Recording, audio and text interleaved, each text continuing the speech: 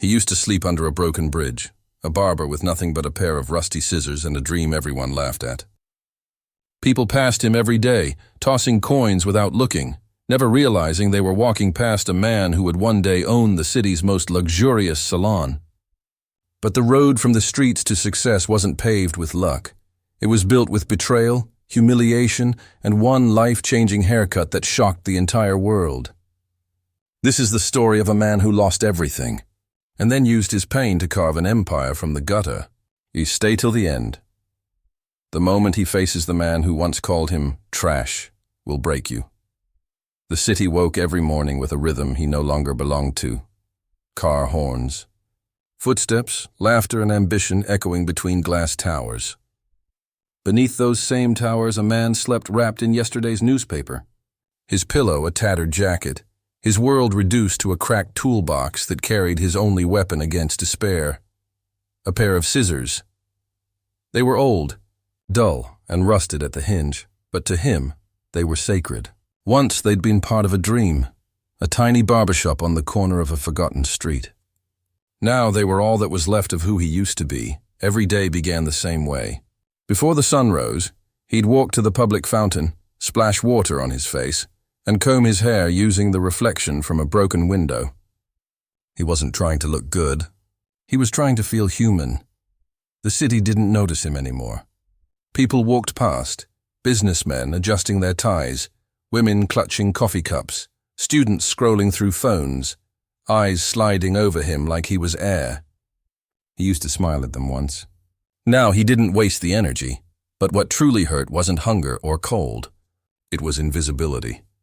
He had once been a barber with regulars who trusted him with their confidence, laughter, and secrets.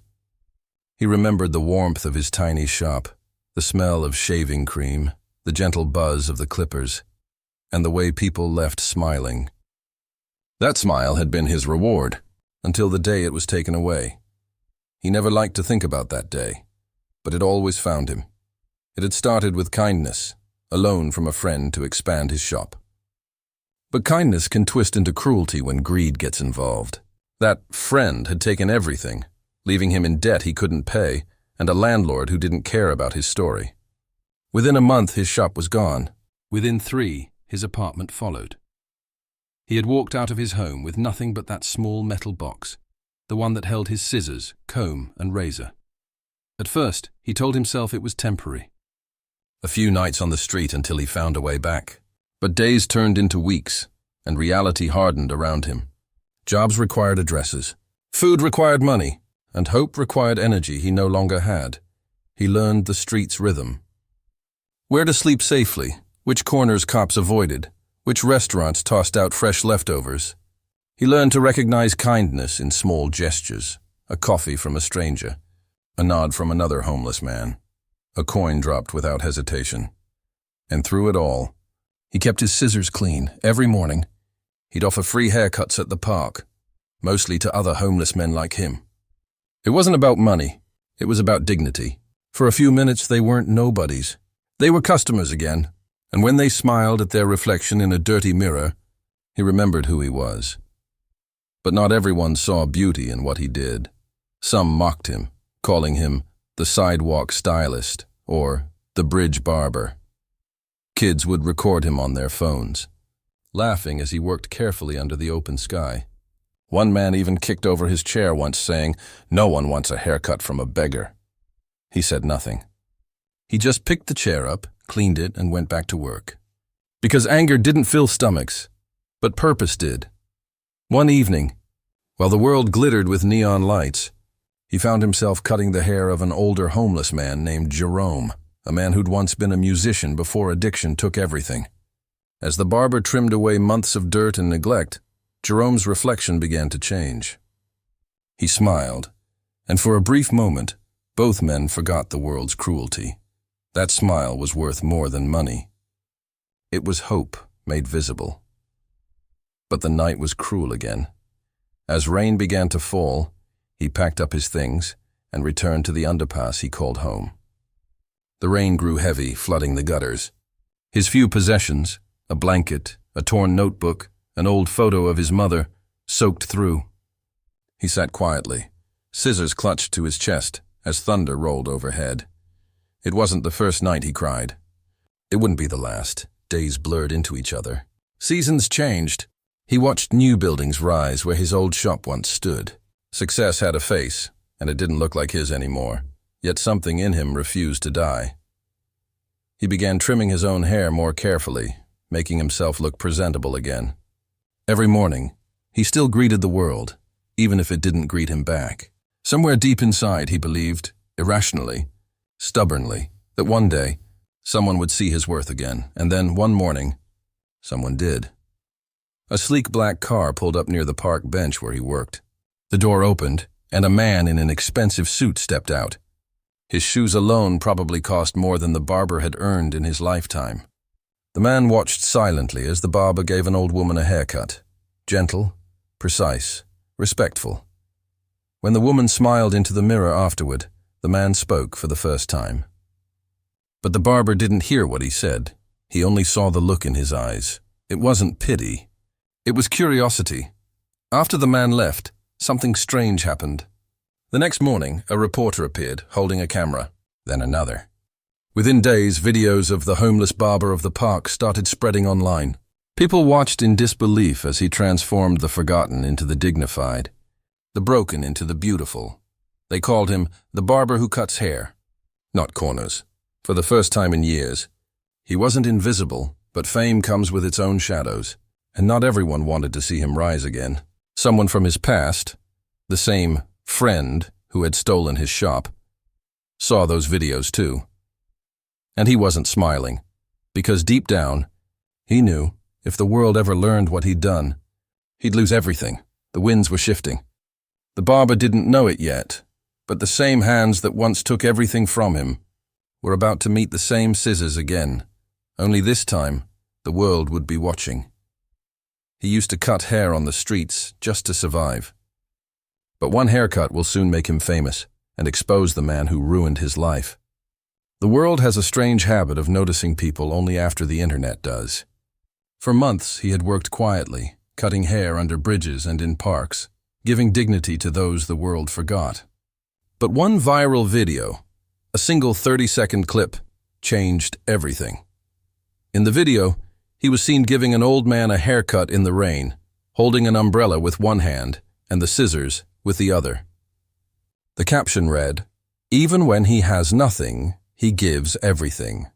It spread like wildfire. Within days, he was no longer the homeless barber. He was a symbol, a living metaphor for resilience. News outlets came searching for him. Talk shows wanted his story. Influencers posted about him. He didn't even own a phone, yet his face appeared on millions of screens. When reporters finally found him, he didn't know what to say. They expected tears or speeches.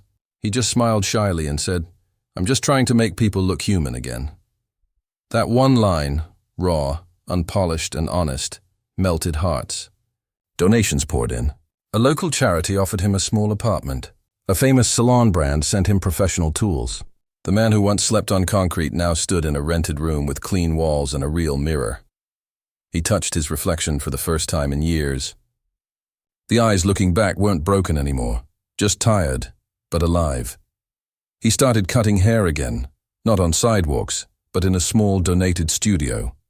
People lined up not just for haircuts, but for hope. Journalists wrote that sitting in his chair felt like therapy wrapped in scissors. Celebrities visited. Cameras rolled, and every smile, every transformation, became another spark in his redemption story. But fame has a scent, and it reaches places it shouldn't. Miles away, in a glass office on the 20th floor of a corporate building, a man watched those same videos in silence. His name, Victor Crane, the same friend who once stole the barber's dream. Victor had built his fortune on other people's ruin. He owned luxury salons now, sleek, expensive, hollow places where customers came for glamour, not connection. But the online world wasn't talking about his empire anymore. They were talking about him, the homeless barber. Victor's jaw tightened as he watched the clip. The old rival's face, once buried by failure, was now everywhere. The man he had crushed under debt had somehow clawed his way back, not through money, but through kindness, and the internet adored him for it. Victor closed his laptop slowly. Fame was currency, and if the barber's story grew too big, investors might start asking questions about where that first barbershop money came from, about the betrayal buried in his past. He couldn't let that happen. The barber, unaware of the storm brewing, kept working. He saved every dollar, investing in better tools, improving his small studio. He even started teaching other homeless people simple grooming skills, showing them that clean hands could rebuild dignity, but not everyone cheered for him. Jealousy has a way of hiding in applause. Some local salon owners whispered that his story was fake, that he was pretending for sympathy. Others claimed he was being funded by image-building sponsors. And soon, the media began to ask new questions, crueler ones. Was the homeless barber's story staged? Did he really live on the streets? At first he ignored them, but then an anonymous post appeared online, showing old legal documents. His signature, his shop's closure, a debt agreement, and Victor's name on the contract. The internet turned fast. Where once they called him inspiring, they now called him a liar. Reporters returned, but this time their microphones carried judgment. Did you owe money to Victor Crane? Did he give you your shop? Did you fake your story for attention? He froze, his throat closed. The same world that lifted him up was now tearing him apart. Again. Victor's PR team worked silently in the background, feeding stories, editing facts, rewriting history. They painted the barber as a failed partner who'd run from his debts. The man who once slept under bridges was now called a thief by the media that once praised him.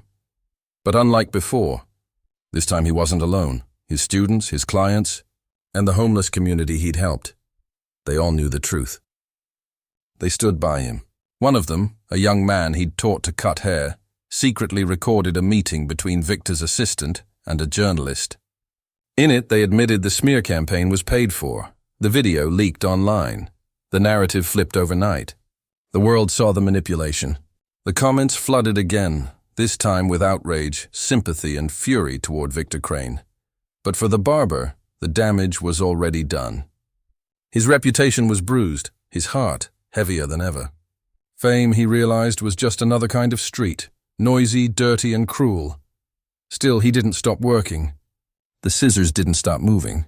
He refused to let anger define him again, yet fate wasn't finished. One evening, as the sun set over the city, a black limousine stopped outside his studio. The door opened, and Victor Crane stepped out, flawless suit, smug smile, and eyes sharp as glass. Cameras followed him. He wanted the world to see this. He walked in without invitation. The air inside grew heavy. The barber turned, surprised but calm. Victor looked around with mock admiration. "You've done well for yourself," his expression seemed to say. "But don't forget who owns your past." The silence between them stretched like a wire ready to snap. That night, after Victor left, the barber sat alone, staring at the scissors in his hand.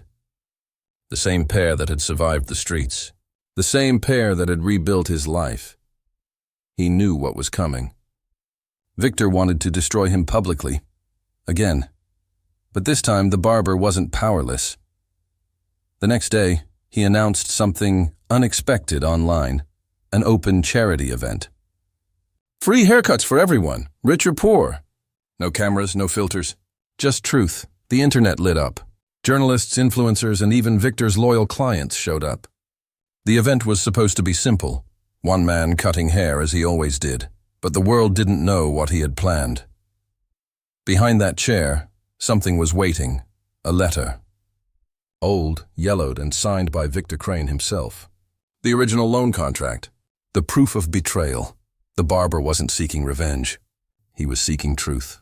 And soon, the truth would cut deeper than any pair of scissors ever could.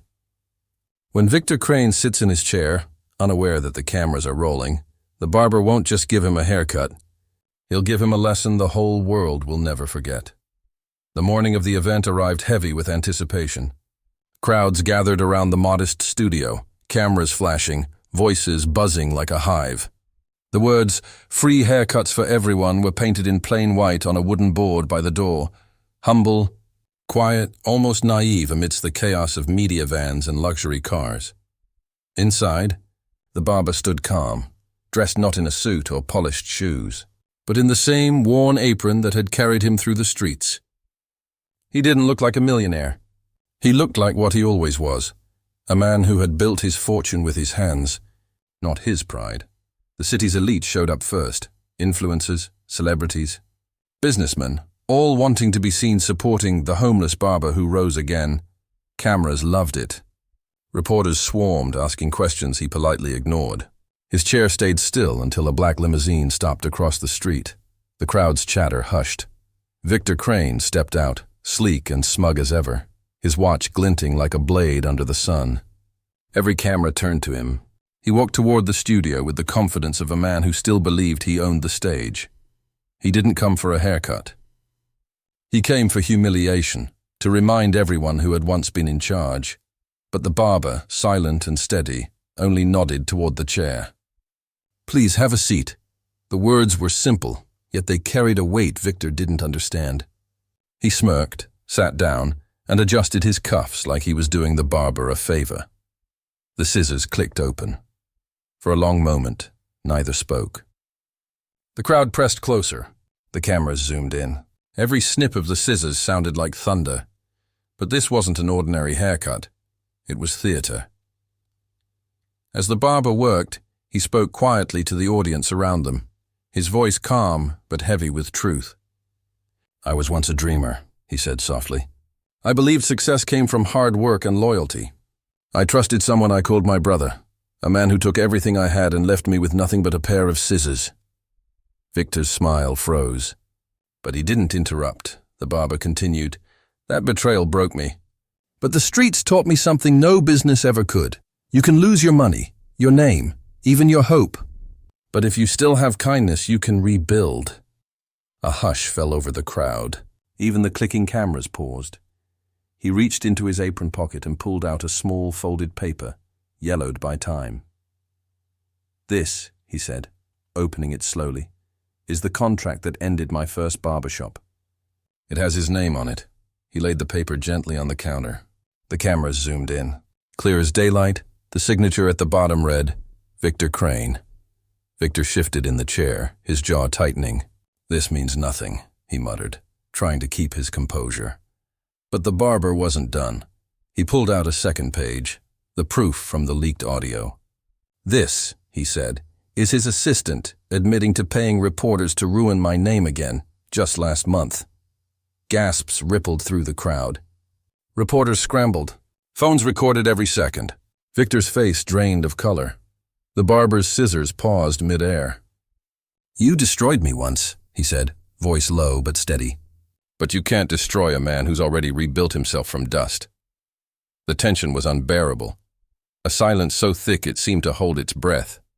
Then, in one graceful motion, the barber placed his scissors down and turned the chair slowly so Victor faced the mirror. "For years, I looked into broken glass," he said, his tone almost gentle. "Now it's your turn." Victor's reflection stared back, not the polished businessman, not the empire owner, but a man caught in the act of his own downfall. Surrounded by cameras, lies exposed, his mask stripped clean. The crowd erupted. Reporters shouted questions. Microphones shoved forward. Victor tried to speak, but the noise drowned him out. His empire of illusion was collapsing in real time. And the barber? He didn't smile. He didn't gloat. He simply removed his apron, folded it neatly, and walked to the door. He turned once and looked at the crowd, at the flashing lights, the chaos, the fame that had once burned him. "I didn't do this for revenge," he said quietly.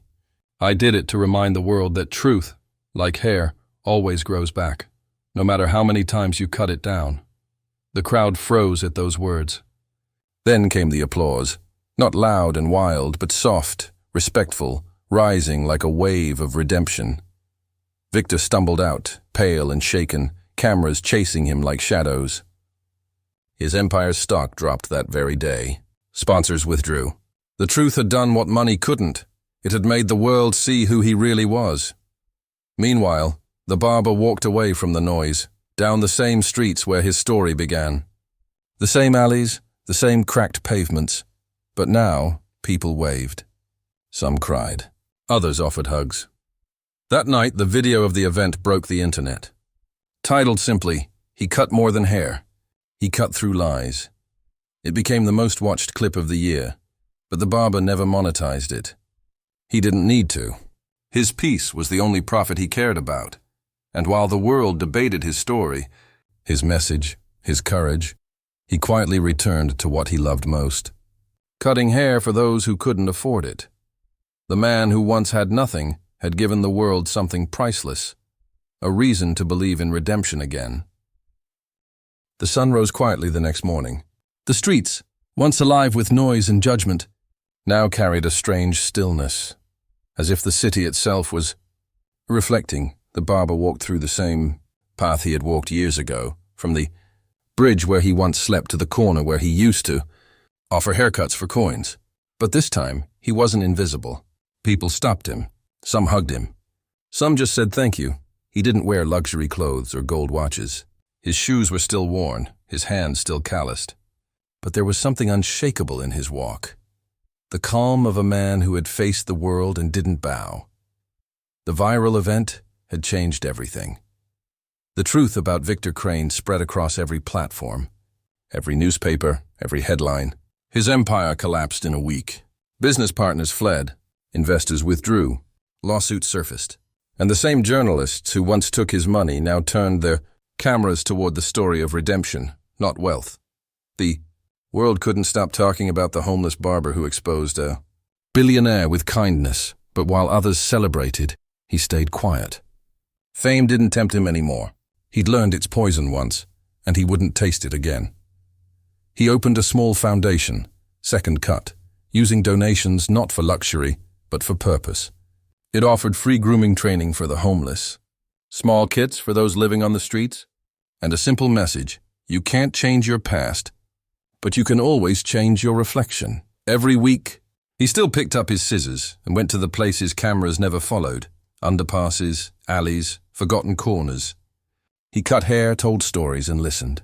The same man who had been ignored now made others feel seen.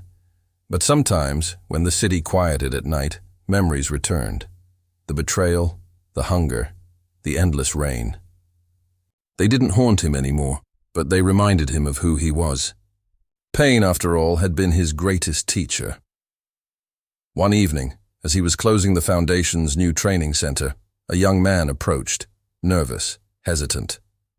His clothes were torn, his hair unkempt, his eyes filled with the same exhaustion the barber once carried. "I saw your video," the boy said quietly. "People used to laugh at me for being poor, but when I saw you stand up to that man, I thought maybe I could be more," the barber smiled, placing a hand on the boy's shoulder. "You already are," he said softly. "Sit down.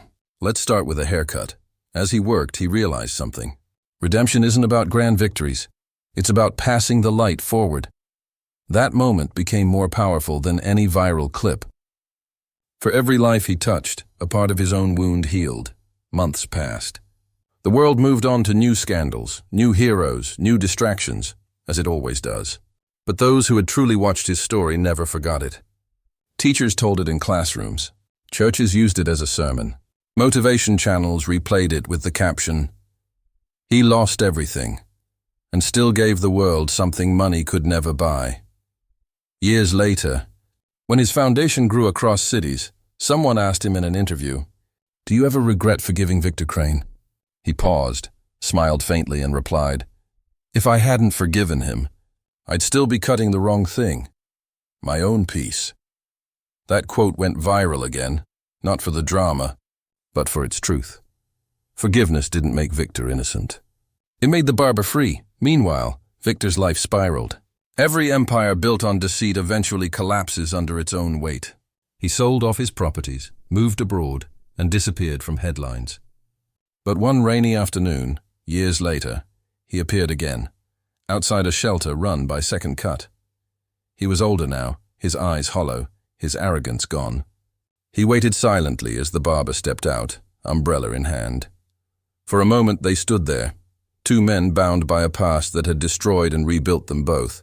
"I came to say," Victor's voice cracked, "I'm sorry. The barber didn't answer immediately. He simply looked at the man who had once ruined him and now stood trembling before him. Finally he said, "Rain washes dirt away. Let it wash yours too." He turned, opened the door, and invited Victor inside. No cameras, no audience, no spectacle, just two men, and forgiveness between them. That scene, unseen by the world, became the truest part of his story. Because redemption isn't about how many people watch you rise. It's about how you choose to treat those who once made you fall. In the following years, Second Cut expanded to multiple countries. Volunteers across the world carried scissors, clippers, and compassion into the darkest corners. His story inspired a movement. People stopped seeing barbers as workers. They saw them as healers. And somewhere in every city, under every bridge, someone whispered his words again. You can't change your past, but you can always change your reflection. The barber's name became more than a headline. It became a legacy. Not because he became a millionaire, but because he taught the world what real wealth looks like. Money can build walls. Kindness builds mirrors. And sometimes facing your reflection is the first step toward freedom. If you think this story ended here, wait until you hear what the barber did next, a choice that stunned the entire world.